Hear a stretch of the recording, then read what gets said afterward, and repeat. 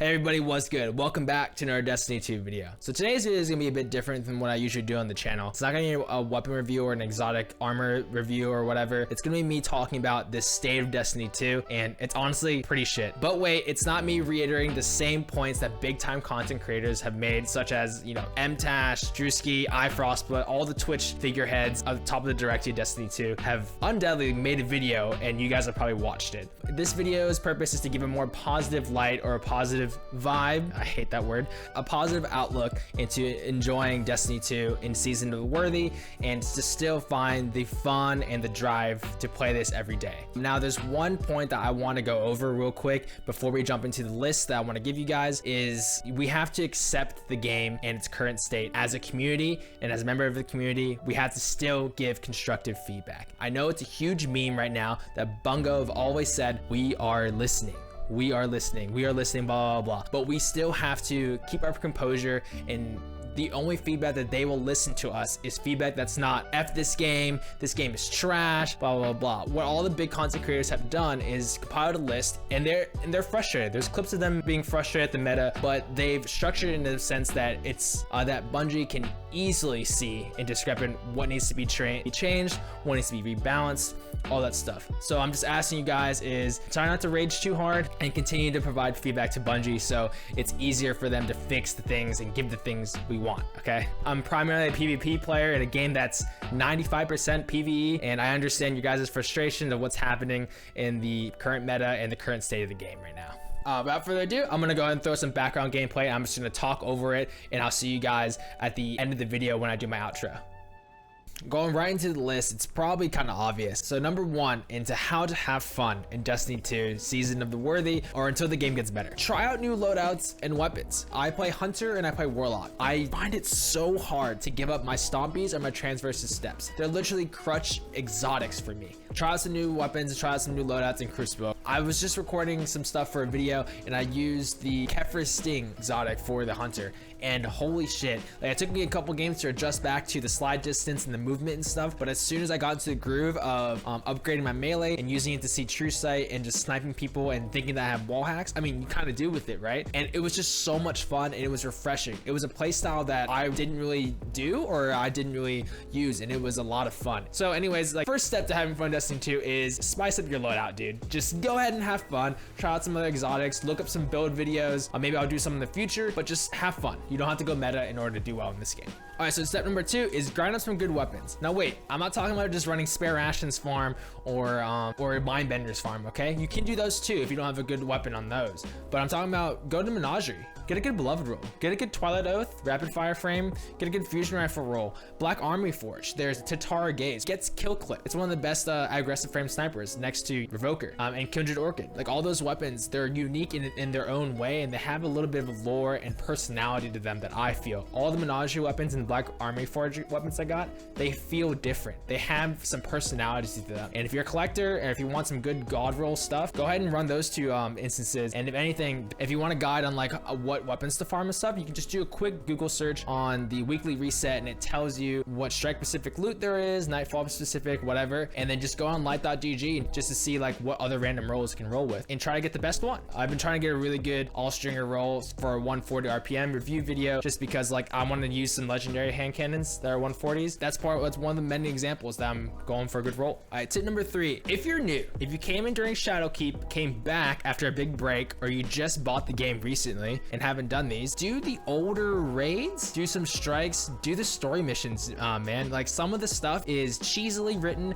kind of weird, but then some of the stuff is really, really good. Like the Forsaken campaign, like, when is the last time you did the Forsaken campaign after the first time you completed it? It's good. It's pretty good content. Shadowkeep was okay. I haven't finished it all the way through. I was looking at LFG, and there's always people asking to do older raids, like the first, second, or third one. Personally, I haven't done Scourge of the Past yet. I haven't done some of the other instances with Emperor Callus, I'm pretty sure, and I'm gonna do that, and that's what's keeping the game fresh for me. Try to do some content that you missed in the past or you haven't done in a while. It is well made. The mechanics are cool. puzzle to figure out again, or doing some strikes, some of the story stuff. It's kind of nice. All right, so I am a primarily PvP player. The next tip is try to reach legend for the first time. I've never been enough to grind enough matches to get to 5500. Right now I'm sitting at 4500, so I'm gonna try to hit legend for the first time. If you've reached legend multiple times over multiple seasons and stuff, and you had the unbroken title, I have a challenge for you. Why don't you reach legend without changing your loadout or your armor setup at all? Make a challenge for yourself. Why don't you reach legend using a linear fusion rifle as a power weapon? Why don't you reach legend without using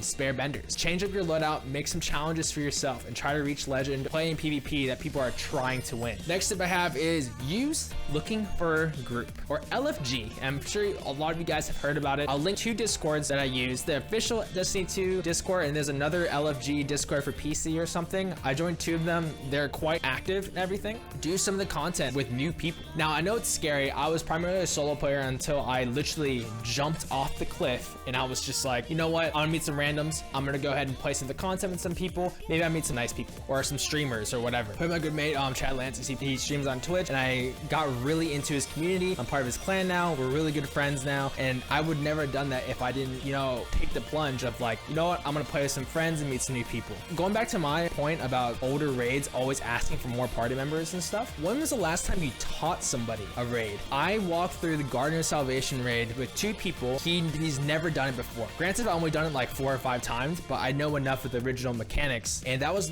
one of the most fun things I've ever done. It was literally walking somebody that's never done a raid or an encounter before, step by step, and hearing their reaction when they do it. Because I think we all remember the first time we've done a raid that looks so daunting and so hard, and it feels really fucking good. So why don't you go ahead and make someone's day and walk them through a raid or something. Next tip I got is fill out your triumph book. Now I'm not talking about absolutely everything, because that is absurd, and that is like not, in my opinion, it's not worth it. What is worth it in the triumph book is getting your PvP triumphs done, getting some emblems, secret emblems, or titles. The titles like Unbroken, which is the most known one I think, or titles like Shadow or whatever. There's guides on YouTube, there's guides on Google, whatever you can find out. There's guides on how to get the titles, and it's actually fun. Doing Gambit with that in mind to get that title, it's making it more engaging and more fun to grind over. It makes it so you play the game differently than you would just slay out or normally play, which is cool.